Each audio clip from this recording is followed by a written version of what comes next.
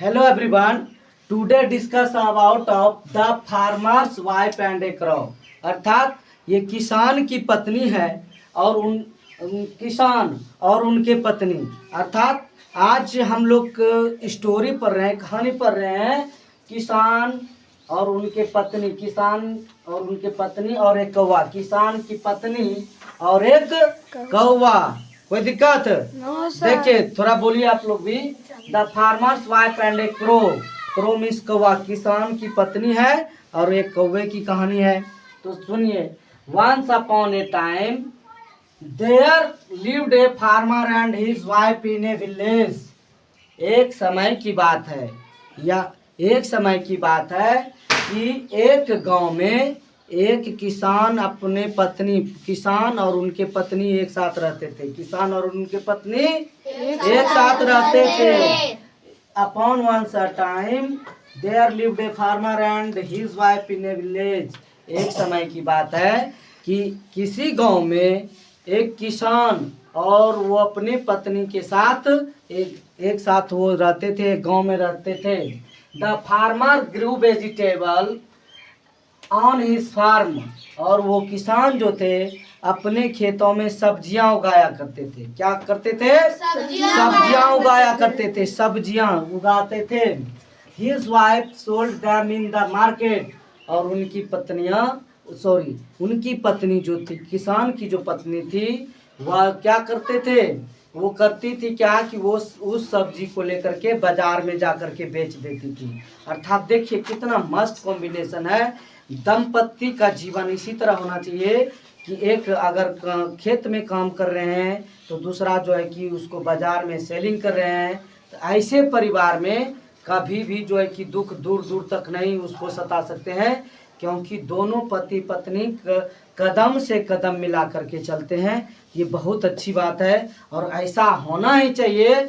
हर पति पत्नी को एक साथ रहना चाहिए। लेकिन आज के परिवेश में ऐसा देखने के लिए मिल रहा है कि एक पत्नी को जो है कि पढ़ा लिखा करके, एक पति मजदूरी करके अपना पेट काट करके अपने सारे शौक को, जो उसका जीवन में शौक मौज करना था, उन सबको बंद करके निचोड़ देते हैं, मरोड़ देते हैं और पत्नी को जो है कि पढ़ा लिखा करके उसको लायक बना देते हैं।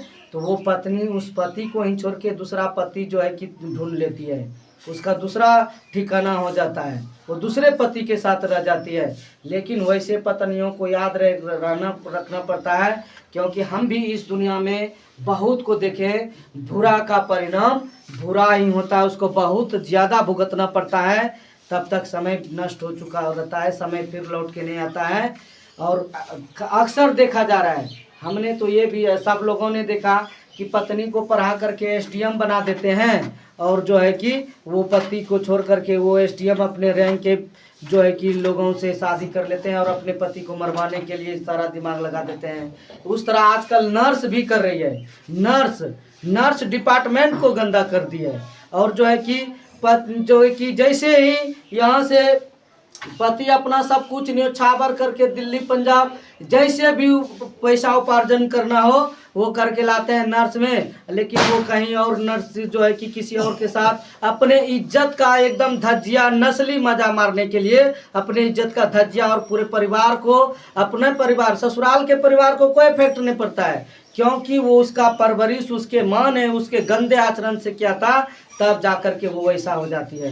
सब नहीं होती है, जो अच्छी होती है उसको वो मेरी माँ बहन होती है। लेकिन जो घटियारन होती है वो तो घटियारन, उसकी माँ भी गंदी रहती है, तब जाकर के वो उस तरह का गंदा काम करती है।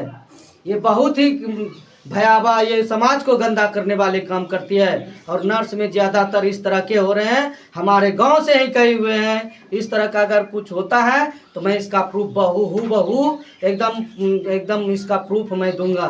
एकदम नर्स डिपार्टमेंट को गंदा कर रखे हैं, और कुछ ही नर्सें हैं जो कि पूरे डिपार्टमेंट को गंदा कर रखे हैं। और वहाँ तो मन चले सब है ही, मन चले तो दूसरे को घर को बर्बाद करते हैं, लेकिन उस औरत का परवरिश गलत माने करती है, उसकी माँ का भी जो है आचरण गंदा होता है, तब जाके वो गंदगी में चली जाती है।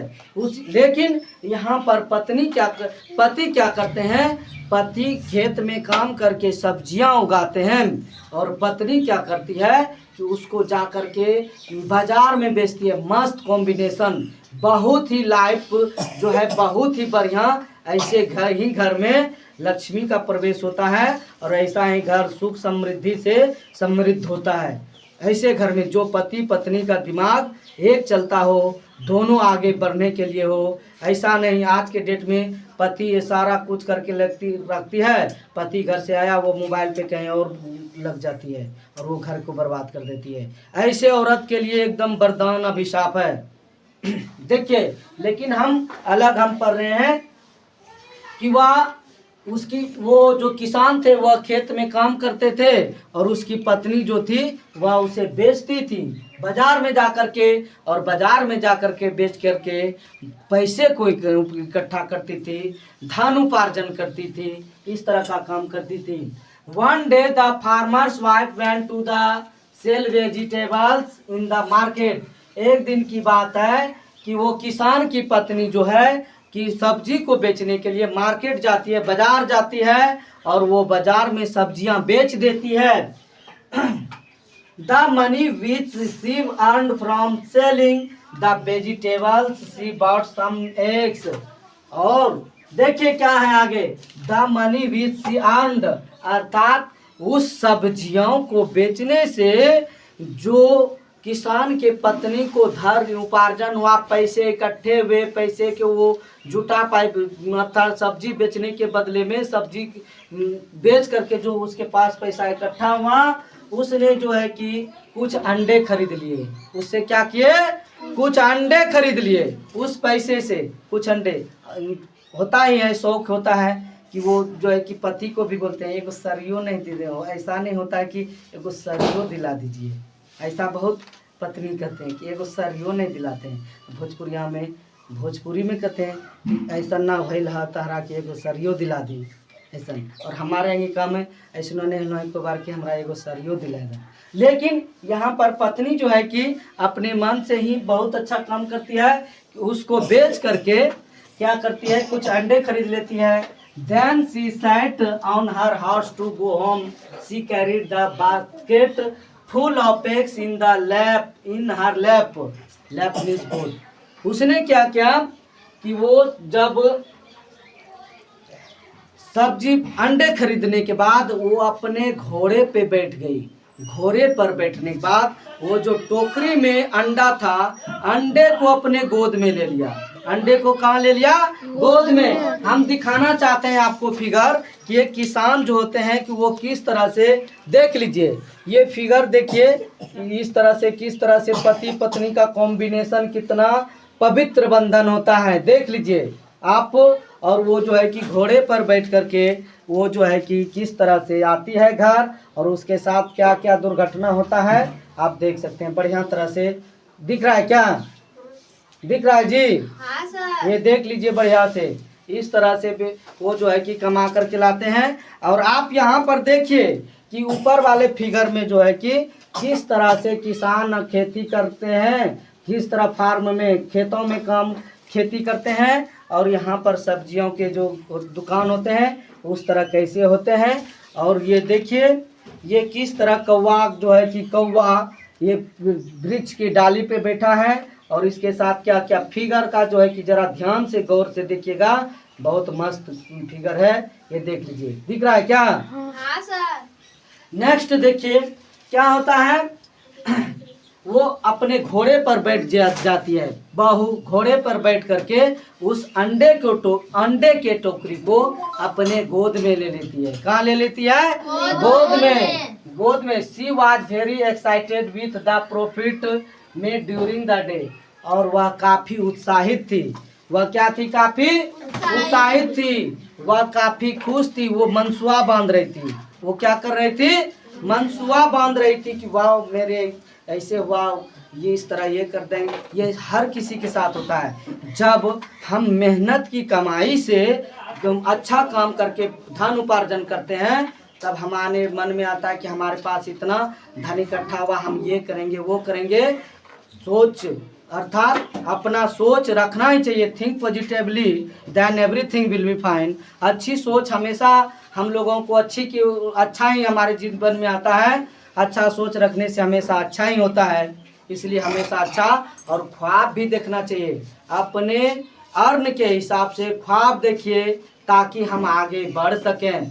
और जो है कि बहुत ऐसे लोग होते हैं। एक कहानी मैं सुनाता हूँ, यहाँ पर थोड़ा सा इसको स्टॉप कीजिए। एक भिखारी था। इस कहानी को थोड़ा सा स्टॉप रखिए, अर्थात कैमरा को स्टॉप मत रखिए। ये जो है कि एक भिखारी था, वह रोज भिक्षा मांगने के लिए शहर में जाता था। गांव शहर सब जगह मांगते थे। रोज वो जो है कि इकट्ठा आटा, जो है कि आटा उसको मिलता था। आटा, गेहूं का आटा जो होता है, समझ रहे हैं जी? हाँ सर। वो इकट्ठा करते थे और एक झोपड़ी में रहते थे। एक छोटा सा क्या करते थे, झोपड़ी में रहते थे। और वो रोज भीख मांग करके लाते थे। और उस झोपड़ी में उसका जो है कि वहीं पर उसका खटिया था, सोने के लिए खाट, जो खटिया बोलते हैं, कॉट, उस पे वो सोता था। और रोज जब इकट्ठा करने लगा तो थोड़ा थोड़ा आटा ज़्यादा होने लगा। तो वो जो है कि कुम्हार भाई के यहाँ से गया, पॉटर के यहाँ से एक बर्तन मिट्टी का लेके आया बड़ा सा। और उसने उसमें उस आटे को इकट्ठा करता गया। और जो है कि 3-4 इस तरह से कुछ ही दिन में, और वो काफ़ी मेहनत करके भिक्षा मांगना और ज़्यादा मांगना स्टार्ट किया। और 1 सप्ताह के अंदर ही 3-4 जो है बड़े से हांडी में वो आटा को भर लिया। और वह जो है कि जब आया भीख मांग करके, थका हारा हुआ था, और वो थका हारा था, तो वह खटिया पर लेट गया, क्योंकि उसके झोपड़ी में ज़्यादा जगह, नीचे खाट के नीचे बगल में, जहाँ पैर अगर खाट पे बैठते हैं, जो चेयर पे बैठते हैं, तो पैर चेयर के अंदर नहीं घुसा हुआ रहता है जी, सामने रहता है। वहीं पर उसका बेचारे का हांडी था, 3-4 हांडी आटे का। और जो है कि वो उसका झोपड़ी भी साफ सुथरा नहीं था। वह जो है कि अपने खाट पर सो करके ख्वाब देखने लगा। काफ़ी ख्वाब, बहुत लंबे चौड़े ख्वाब। क्या वो सोचा कि इतना आटा हो गया, इसको बाज़ार में बेचूंगा। बाज़ार में बेचने के बाद जो है कि हमको काफ़ी रुपये पैसे हो जाएंगे, फिर बहुत बड़ा महल बना लूँगा। महल बनाने के बाद जो है कि घोड़े हाथी रखेंगे। और फिर एकदम ठाट बाट से जो है कि एकदम सुपर डुपर लड़की से, एकदम सुंदर से सुंदर लड़की से शादी करेंगे। बढ़िया एकदम सुंदर हीरोइन से शादी करेंगे। वो ऐसा ख्वाब देख रहा था। और अपने झोपड़ी के जो है कि छप्पर को देख करके ख्वाब देख रहा था। और बोला कि कुछ दिन के बाद मेरे घर में छोटा सा बउआ नन्हा सा आएगा, इधर हाथी इधर घोड़ा रहेगा। और जो है कि और हम सोए। और जो है कि मेरा छोटा सा बच्चा जब हो जाएगा, वह जब जैसे ही घोड़े के पास जाएगा, घोड़े के अस्तबल के इधर, जो घोड़ा जहाँ रहता है उसको अस्तबल बोलते हैं, आप सब लोग जानते हैं। अस्तबल के इधर मेरा छोटा सा नन्हा सा जो बालक जाएगा, हम आएंगे उधर से, अब पत्नी को 1 लात धमका देंगे, पकड़ के जमाइए देंगे, धर के 1 लात देंगे, वह मन ठंडा हो जाएगा कि तुम घर में रहती तो ये समझ में नहीं आता कि बच्चा कहाँ जा रहा है। बस 1 लात, जैसे वो सोए में जो है खटिया पे सोया था, 1 लात जो दिया, उसके नीचे जो है कि आटे का हांडी था, वो बेचारा टूट गया, तीनों चारों एकदम हड़बड़ा करके। और नीचे गंदगी था और आटा जो है कि धूल में मिल गया। इसलिए हमें ख्वाब देखना चाहिए। हम अपने हिसाब से जिसको हम टारगेट को पार कर सकें, वो एकदम, जब तक ख्वाब आप नहीं देखेंगे तब तक आप आगे नहीं बढ़ेंगे। लेकिन ख्वाब उस तरह का देखिए जिसको हम पूरा, अर्थात कहने का अर्थ है, बहुत डायलॉग सुने होंगे कि जेब में गांधी रहे या ना रहे, लेकिन सीने में आंधी होना चाहिए। ये बात सच है और ये 100% सच है। और जिसने जिस चीज़ को ठाना है, चाहे वो कोई सा काम हो, अगर उसके प्रति एक नशा चढ़ गया है, एक नशा है, तो वह करके ही गुजरता है, चाहे वो जिस तरह से हो। बस टारगेट एक ही होना चाहिए, भटकना नहीं चाहिए। चाहे आपके जीवन में मुसीबत कितना है, उस टारगेट पर इंसान पहुंच जाता है। बस टारगेट होना चाहिए। आप लोग स्टूडेंट हैं, आप लोगों का टारगेट ही आपका लक्ष्य, जो आप जिसके लिए पढ़ रहे हैं वही टारगेट होना चाहिए। You are understand? Yes sir. देखिए आगे अब इस कहानी को चलते हैं किसान की पत्नी को। किसान के पत्नी के बारे में, उसने जो है कि अंडे को वो घोड़े पे चढ़ करके उस अंडे के टोकरी को अपने गोद में रख ली और उसके बाद वो चल दी घोड़े पे। She was very excited with the profit made during the day. और वह बहुत खुश थी, वह बहुत खुश थी इसलिए कि आज मैंने काफ़ी ज़्यादा भी पैसे कमाए और मैंने उसकी जो मनोकामना थी वो भी पूर्ण हुआ। वो खुशी खुशी पूर्वक घोड़े पर एकदम हिलते डुलते वो जा रही थी एकदम मज़े से। The farmers wise were riding carelessly and, देखिए एंड क्या है, थोड़ा सा मैं बुक का सहारा लेता हूँ। And was dreaming of things she would buy with the money, अर्थात वह जो है कि काफ़ी राइडिंग मतलब घोड़े की जो सवारी कर रही थी पूरा केयरलेस, लापरवाही से, कोई एकदम पूरा लापरवाही। Accident happen everywhere and any time if you careless, अगर आप केयरलेस हैं, लापरवाह हैं, तो एक्सीडेंट कहीं भी और किसी भी समय हो सकती है।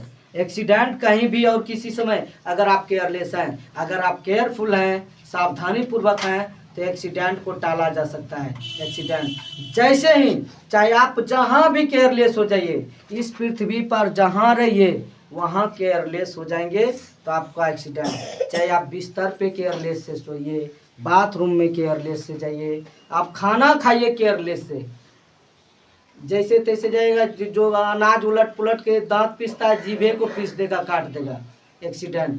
वन जी कितना कष्ट होता है। तो वह जो है कि केयरलेस होकर के जा रही थी और उसके मन में जो वो जो ख्वाब देख रही थी, वो जो सपना देख रही थी, उस सपने में वो काफ़ी मग्न थी। कौन? किसान की पत्नी। वो काफ़ी मग्न होकर के मनसूबा बांधते हुए जा रही थी। देखिए आगे क्या होता है। Suddenly all the eggs in the basket fell on the ground and broke. अचानक क्या हुआ कि वह जो है कि उसके गोद में जो टोकरी था अंडे का, वह नीचे गिर गया, जमीन पर गिर गया और जमीन पर गिर जाने के बाद वो सारा का सारा अंडा टूट गया। टूटने के बाद क्या होता है, the farmer's wife was very unhappy, और किसान की पत्नी काफ़ी नाखुश हो गई कि बाप ये तो इतना मेहनत से लाई थी, वो भी जो है कि इतना नुकसान हो गया। आज जितना कमाए वो नुकसान, कितना ज़्यादा मेहनत कर, कितना ज़्यादा पैसा कमाए थे और उससे अंडे सारे का सारे बर्बाद हो गई। She blame A crow that sat on tree branch scratching loudly.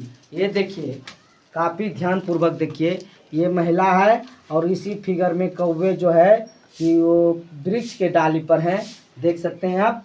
और वो कौवे, उसने जो है कि आरोप लगाया कौवे के ऊपर लगाया कि तुम जोर जोर से जो है कि एकदम कर्कश आवाज में काँव काँव कर रहा था, इसलिए जो है कि मेरा जो है कि दिमाग उधर बट गया और शोर मचाने के कारण जो है कि मेरा अंडा नीचे गिर गया। Sheep shouted, "Fool, why did you make so much noise?" बोला मूर्ख कौवा, तुम जो है कि इतना जोर जोर से क्यों जो है कि शोर मचा रहे हो, इतना जोर से शोर मचाने की क्या जरूरत है। I was surprised to hear your unpleasant voice and so all the eggs broke. मैंने तुम्हारे ये जो कर्कश आवाज़ है इसको सुन करके मैं बहुत नाखुश हुई और मेरा अंडा जो है कि नीचे गिर गया, जिसके कारण मुझे इतना नुकसान झेलना पड़ रहा है, इतना नुकसान हुआ।